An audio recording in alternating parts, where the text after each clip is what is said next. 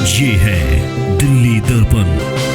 17 अप्रैल को सरकार को 2/3 बहुमत नहीं मिला और काफी भारी हार हुई सरकार की। उस विधेयक को वो वापस लाना चाहते हैं। उस पर भी चर्चा हुआ आज इस बैठक में। जो बर्खास्त करने वाली विधेयक है, जिस पर जेपीसी का गठन हुआ, जिस जेपीसी का बहिष्कार विपक्ष पार्टियों ने किया, उस पर भी बहस हुआ। और कांग्रेस पार्टी हमेशा हमारी ये राय रही है, हम परिसीमन विधेयक का पूरा विरोध करेंगे, करते रहेंगे। नमस्कार, आदाब।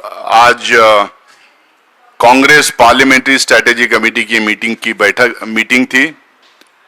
आने वाले मानसून सत्र में क्या बिल्स आएंगे, देश के सामने क्या मुद्दे हैं, इन मुद्दों को कैसा हम लोग उठाएंगे, कैसा आर्टिकुलेट करेंगे, हमारा पॉलिटिकल पोजीशन इन तमाम मुद्दों पे, और जो बिल्स आएंगे उसके ऊपर क्या रहेगा, हमारी स्ट्रेटेजी कैसा रहेगी, हम कैसा अपोजिशन को मोबिलाइज करेंगे, इन तमाम इश्यूज को लेके बहुत डिटेल में बात की है। श्रीमती सोनिया गांधी जी, कांग्रेस प्रेसिडेंट मल्लिकार्जुन खड़गे साहब, एलओपी राहुल गांधी जी साहब और सारे मेंबर्स उसमें मौजूद थे। मैं अब आग्रह करूंगा श्री जयराम रमेश जी, जो general secretary AICC in-charge communications हैं, वो डिटेल में आपके सामने बात रखें। आज 1.5 घंटे तक पार्लियामेंट्री स्ट्रेटेजी ग्रुप की बैठक चली। अध्यक्षता श्रीमती सोनिया गांधी जी ने किया। कांग्रेस अध्यक्ष और नेता प्रतिपक्ष राज्यसभा मल्लिकार्जुन खड़गे जी, प्रतिपक्ष के नेता लोकसभा में राहुल गांधी जी और पार्लियामेंट्री स्ट्रेटेजी ग्रुप के सभी सदस्य मौजूद थे। पहली बात तो यह है कि जो विधेयक आने की संभावना है इस सत्र में, हालांकि औपचारिक तौर से हमें कुछ जानकारी मिली नहीं है। परसों दिन या 19 तारीख को सर्वदलीय बैठक बुलाई गई है, जहां औपचारिक तौर से हमें वो जानकारी मिलेगी। हालांकि वो सर्वदलीय बैठक एक औपचारिकता है, वो बेमतलब की एक औपचारिकता है, जहां 35 नेता बोलते हैं, सरकार की ओर से 4 नेता सुनते हैं और 2 लोग जिनको करना है, 2 नेता वो करते हैं। यही हमारा अनुभव रहा है पिछले 12 साल में। 35 से 40 लोग बोलते हैं इन बैठकों में।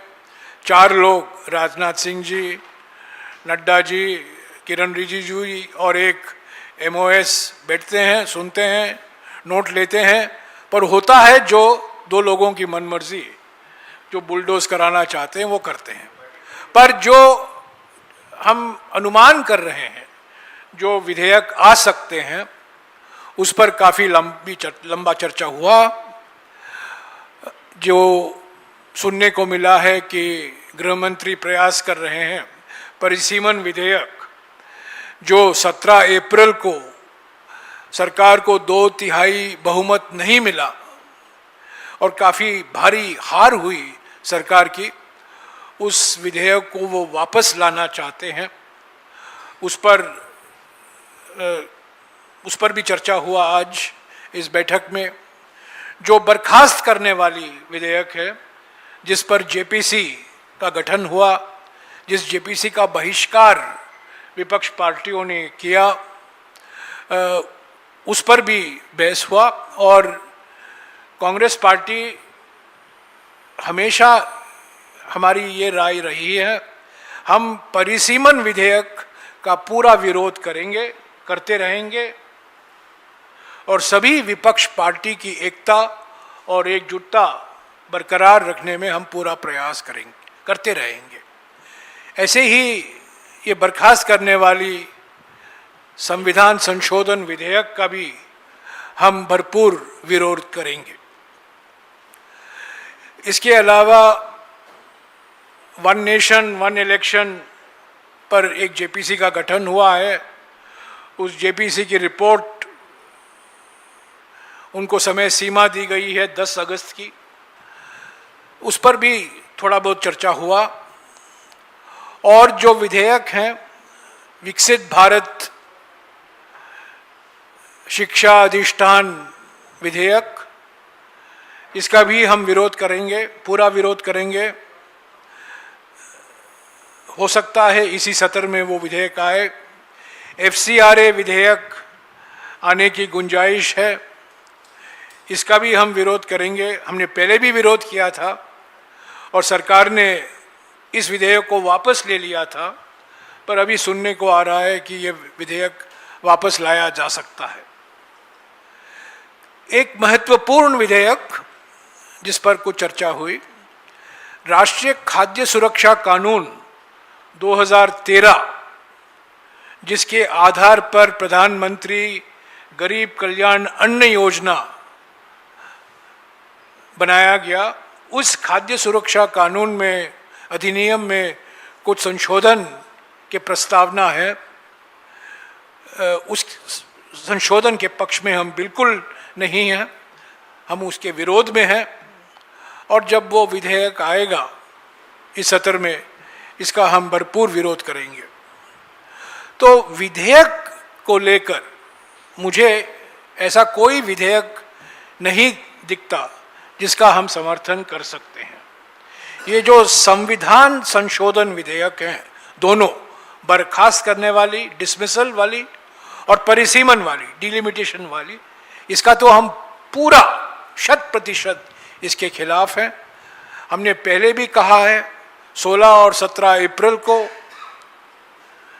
कि मौजूदा लोकसभा के संख्या में 1/3 महिलाओं को आरक्षण नारी शक्ति वंदन अधिनियम 2023 में प्रावधान किया गया है। 1/3 बहुमत, 1/3 आरक्षण महिलाओं के लिए। तो 543 सदस्यों वाली लोकसभा में अगर 1/3 आप निकालेंगे तो 181 हुए। तो वो महिला आरक्षण का प्रावधान कीजिए, हम आपका पूरा समर्थन देंगे। पर ये जो परिसीमन विधेयक पेश किया गया था, हालांकि इसको कहा गया ये महिला आरक्षण अधिनियम है होगा, पर महिला आरक्षण के नाम पर खतरनाक परिसीमन विधेयक लाया गया। पूरी एकता और एकजुटता से विपक्ष ने इसका विरोध किया। ये बात सही है कि 17 अप्रैल के बाद गृह मंत्री ने 1-2 विपक्ष पार्टियों को तोड़ा है। ये संविधान का अपमान है। ये चालाकी से 2/3 बहुमत पाने में ढूंढने में लगे हुए हैं। ये चालाकी से और पार्टियों को तोड़ के 2/3 बहुमत पाना, ये संविधान का अपमान है। ये एक कलंकित 2/3 बहुमत होगा।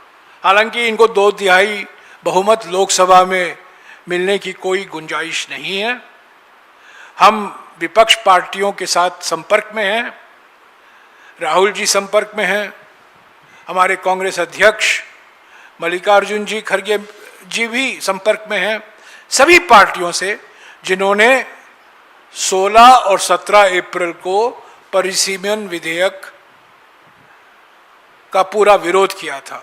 आजकल मीडिया में बहुत खेती हो रही है, समाचार की खेती हो रही है, पर उस पर मैं गुजारिश करूंगा आप लोग विश्वास न करें।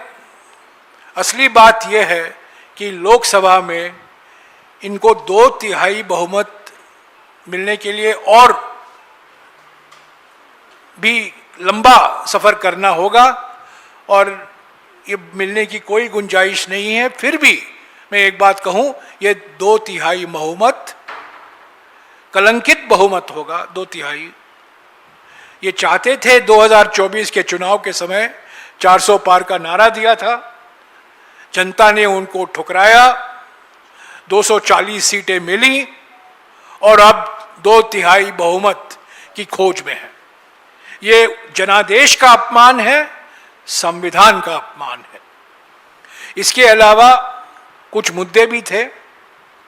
हमारे ओर से जो हम मुद्दे उठाएंगे, चंदा चोरी, आस्था धोखा, भगवान श्री राम मंदिर को लेकर जो खुलासे हुए हैं, रोज नई नई बातें निकल कर आ रही हैं, बीजेपी आरएसएस द्वारा जो किया गया, जो चंदा चोरी, आस्था धोखा का कांड रचा गया है अयोध्या में, वो मुद्दा ज़रूर हम उठाएंगे और भी विपक्ष की पार्टियां उठाएंगी। नीट का मुद्दा है, परीक्षा प्रणाली को लेकर, शिक्षा प्रणाली को लेकर कल राहुल जी देहरादून में छात्रों की गूंज की दूसरी जो पब्लिक मीटिंग है, इंटरैक्शन है, छात्रों के साथ संपर्क में रहेंगे, बातचीत होगी। कल देहरादून में पेपर लीक, पहले आपको याद होगा 17 जून को कोटा में हुआ था, और उसी श्रृंखला में कल छात्रों की गूंज की रैली आयोजित की गई है देहरादून में। तो ये दूसरा मुद्दा है। तीसरा, आप जानते हैं E20 घोटाला, जिसमें कई बीजेपी के वरिष्ठ नेता और उनके सुपुत्र भी शामिल हैं। तो E20 घोटाले पर हम चर्चा ज़रूर मांगेंगे।